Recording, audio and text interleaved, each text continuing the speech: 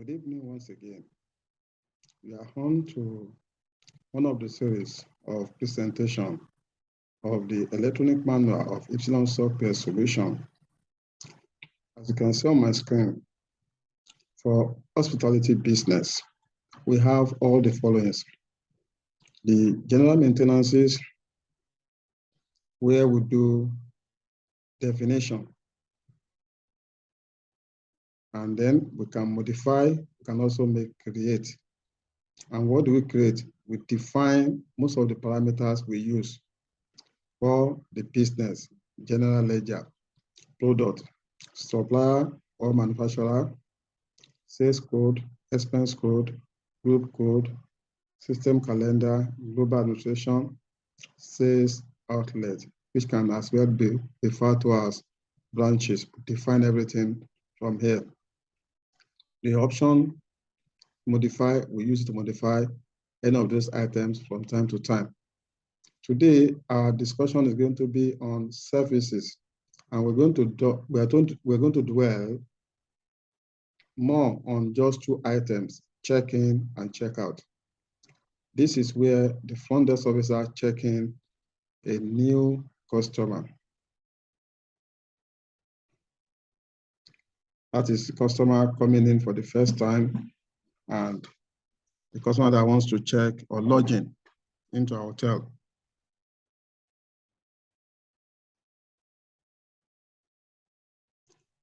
Okay. I'm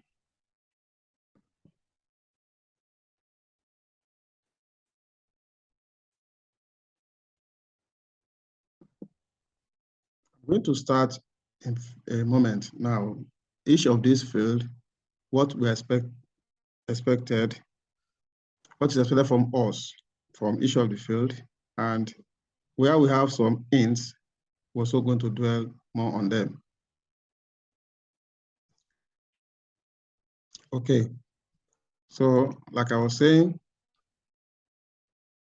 the first item here is the hotel code. We are assuming that you are using a cloud version. If it's not a cloud version, if it's on-premise installation, then your hotel code will have only one record. And once you type the first letter of your hotel code, it brings out the full name.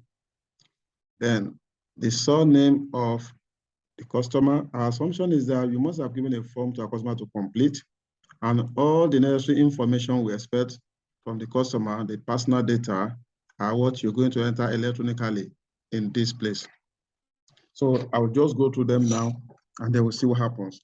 The field called surname is where we enter the surname, which at the same time otherwise called family name. The first name is the first name of the customer, and then the middle name is the middle name of the customer.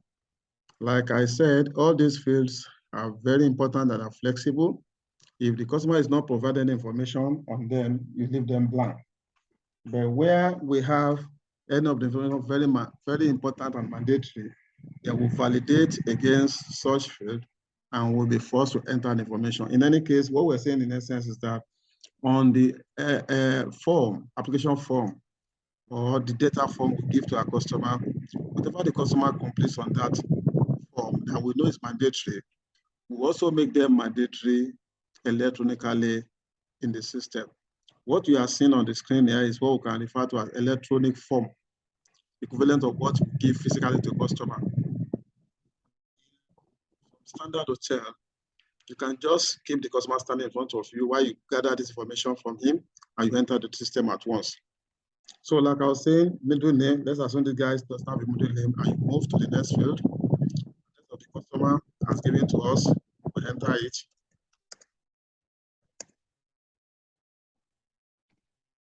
Next on the agenda is the town. Which town is the address?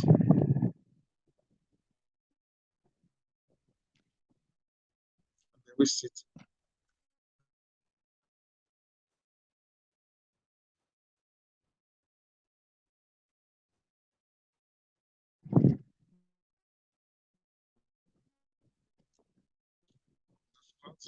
The series of municipality are predefined with the system. So what we need to do is to enter the code, what we refer to as the country code, USNG. Then if the customer comes with the vehicle, we put the registration number. These are some of those information that are very important to us. If there's any issue, we can always go back to our system and retrieve the data, use that data to trace our customer for whatever reason.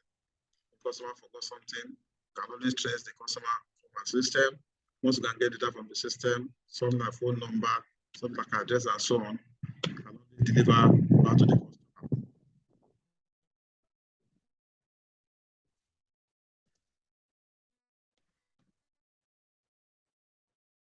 Identity type. This one always have, there is something here called Control L to see this value called int. Field where we don't know what to do, just check the hint on this line, the line where I'm moving my mouse now. It will tell you what are the possible options you have at that point. So this one is saying for identity type, you don't know what it is, press Control and press L. Give you the list of identity mode in the system. These are the identity mode that are defined in this hotel called GHHS. So we want to pick IPP, which means International Private License. What is the number of that identity? The next field here is this field called same day flag. This field is only applicable where we can allow customer to lodge in our hotel and passing the night. Means the arrival date and the departure date will be the same in this case. So once you click on this same date, this flag, then it means you will allow to put arrival date and departure at the same date. In which case, we can't at night. System will still take our night charge based on the definition of the hotel room, the price of the hotel room, and then we allow the customer to check out that same day. So if I click on it now, system has chosen the arrival date as the system date, which is 9 July, as you can see on my screen. If I tap further, it will select the departure date to be the same date. And if you don't put the same date, it will force you to put the same date. This, let's try and test it by saying, let's assume the customer is checking out on 10 July 2022. And see what the system will tell us. Okay, he has told us, he has allowed it, but before we save this, let's continue first. Hotel room, allocating 002. The rate of that is 15,000 per night, and that's what the system has selected here.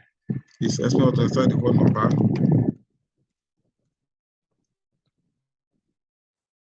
the next thing here is the email address of the customer.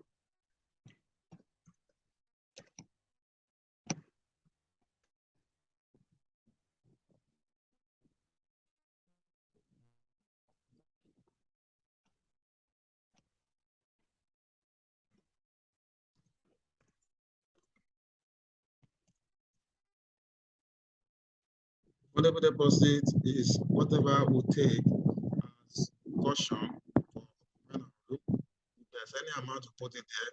Let me mention at this junction that this column, system always go to our setup and check for this hotel, for this room, if there's any refundable deposit defined, it will bring it out. Here it has brought 00, meaning that there is none caution fee or refundable deposit in this hotel for this room. So it's staying there in case you want to change your mind and say enter the day will allow you to enter whatever refundable deposit to put there. Okay. Whatever deposit you're going to put there is going to validate it against what has been defined. So if you are going beyond that amount, it will complain. In any case, let's leave it now. There's no refundable deposit. The next field is here, like discount. This field called amount paid, you cannot enter. It's an unenterable field. System will be computing the amount paid after you enter the payment details here. The computer will be showing you how much the customer will be able to pay. Now, let's say you're applying discount, click on apply discount, then these two fields will now become active.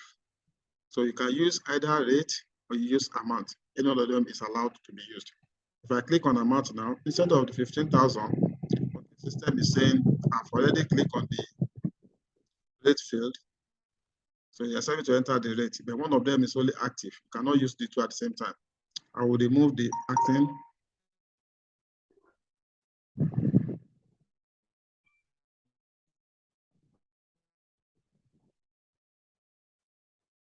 Now it's necessary to enter the rate.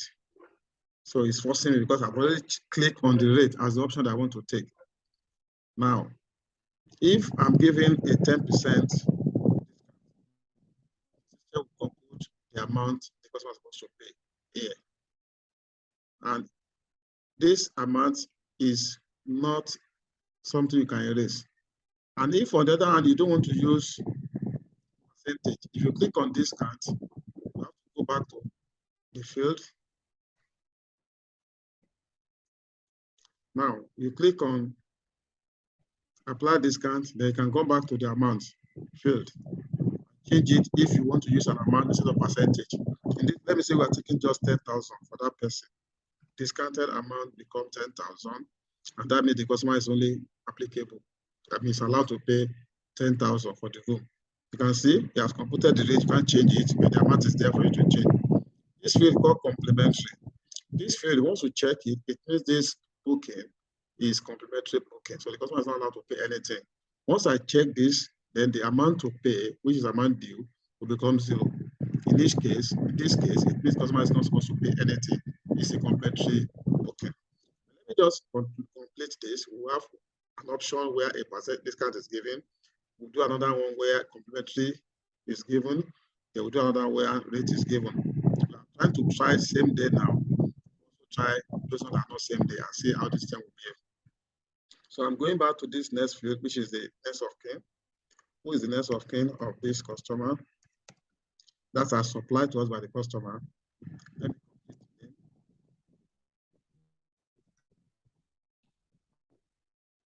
Now, what's the relationship between the person and the customer? We always check the line here. We tell us that's available. Now, let's say this person is sister, his husband, his wife. Let's say the wife. Then what's the phone number of the kin? And then what's the email address of the kin?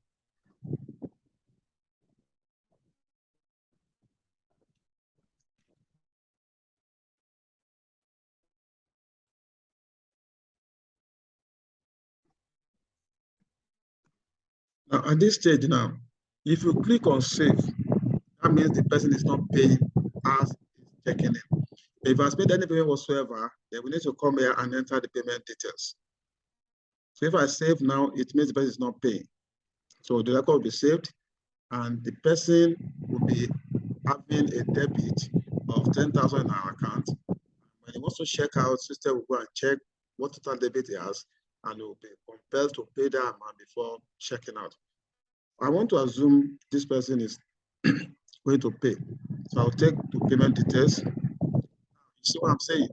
For same day check in and check out, alpha date must be equal to the partial date.